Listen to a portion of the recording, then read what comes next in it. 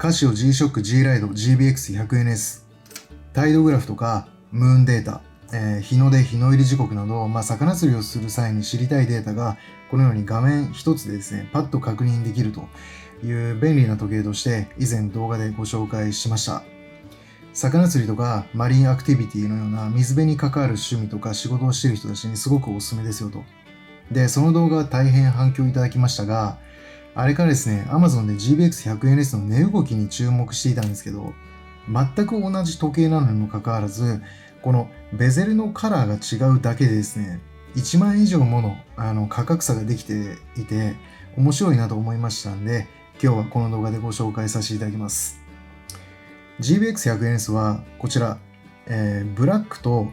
このベゼルがゴールドになっているタイプ。こちらがですね、1JF っていうんですけど、ベゼルがゴールドの 4JF の2色がラインナップされてまして、で、私はこのブラックの方を購入しました。でもですね、あまりにも極端にゴールドの方の値が下がってきていましたので、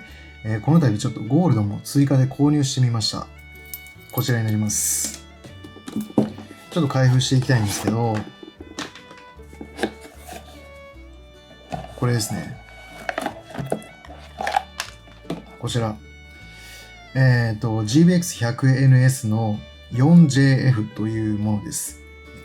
以前ご紹介したこちらですね。1JF。何が違うのというと、ちょっと表示を一緒にしておきましょうか。何が違うのというと、もう本当にですね、色が違うだけなんですよ。外装、機能などは全く一緒なんですけど、ただただ色が違うだけ。それなのにもかかわらず、Amazon での、販売価格、実売価格が現在1万円以上も違ってるんですよね。2021年8月、今日は23日現在なんですけど、ちょっとこれ、今、バンパーカスタムというか、プロテクターをつけてますんで、これもちょっと外しておきましょ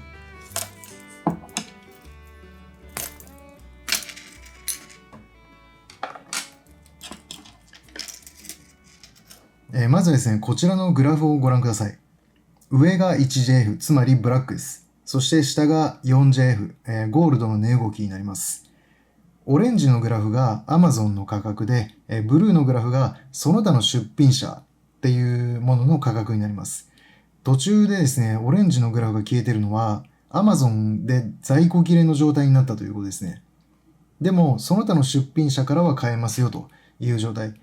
で、この時計が Amazon で販売開始されたのが2021年4月1日なんですけど、販売開始現在ではブラックもゴールドも 23,760 円というように価格差はありませんでした。で、私が購入した5月6日、この時点でブラックは 23,760 円なのに対して、ゴールドは 22,960 円とですね、若干の価格差はありましたけど、ほぼほぼ同じぐらいの価格でした。ところがですね、5月13日頃を境にブラックの価格は高騰します。そして一旦元の価格まで下がるんですけど、6月の9日からですね、また高騰し始めて、一番高い時で 39,980 円をつけた日もありました。それから3万円から3万5千円ぐらいで落ち着いて、現在は3万円をちょうど切るぐらいになってます。これでも定価の 26,400 円っていうのは上回ってるんですけどね。で、面白いのが、ブラックの値段が高騰する中ですね、ゴールドの値段は右肩下がりだということです。4月23日にガクッと2000円ほど下げた後は、多少の上下はありながら少しずつ値を下げて、2021年8月23日現在では19,000円台まで下がってます。このようにですね、全く同じ時計なのに、ただただ色が違うというだけで、これだけの価格差ができるのかというふうに感心するんですけど、この2つの時計に限って言うと、どちらもですね、別にプレミアがついてるわけでもないし、ブラックにしかない機能があるわけでもない。新機能がこのブラックだけについてるわけじゃないんですよ。これらの時計は、違いは本当に色だけなので、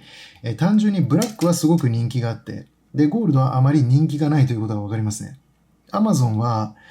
というか、Amazon に限らず、この世の摂理なんですけど、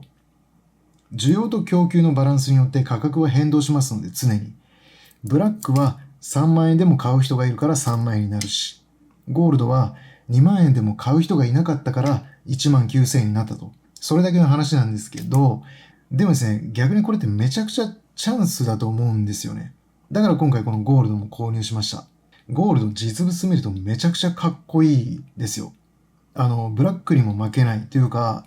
むしろブラック以上にかっこいいと思える瞬間もあります。で、ちょっと、ちなみにですね、若干秒数が変わってますが、若干違ってますよね。誤差がありますけど、これは、後ほどスマホで、正確な時計、時刻を合わせることができるので、気にされないでください。そもそも私が GBX100NS を初めて購入する際に、その時点では価格差も1000円ぐらいしかなかったので、ブラックかゴールドか迷ったんですけど、ブラックを選んだ理由はシンプルなものは飽きが来にくいからっていうことでした。ゴールドに限らずですね、赤とか青とか黄色みたいな、いわゆる派手な色使いっていうのは、その時、その瞬間はよく見えても、年を重ねるごとに、年月重ねるごとに趣味が変わっていく。昔はかっこいいと思っていたものが今ではすごくダサく感じるっていうことも多いと思うんですけど、そんな感じでですね、趣味嗜好っていうのはどんどん変化していく中で、少し奇抜なデザインというか、奇抜な色使いっていうのはどんどん慣れて飽きてくるっていうことがあるかと思うんですよね。商品そのものの良さとか素材の良さ、機能性とか以上に、この色に引っ張られてしまうと言いますか。だからその色に見られてしまうと、その飽きが来るという感じ。その点この黒とか白みたいなカラーリングは、購入する瞬間の自分の趣味ではなくて、老若男女共通するいわば、無難な色使いだと思うんですよね。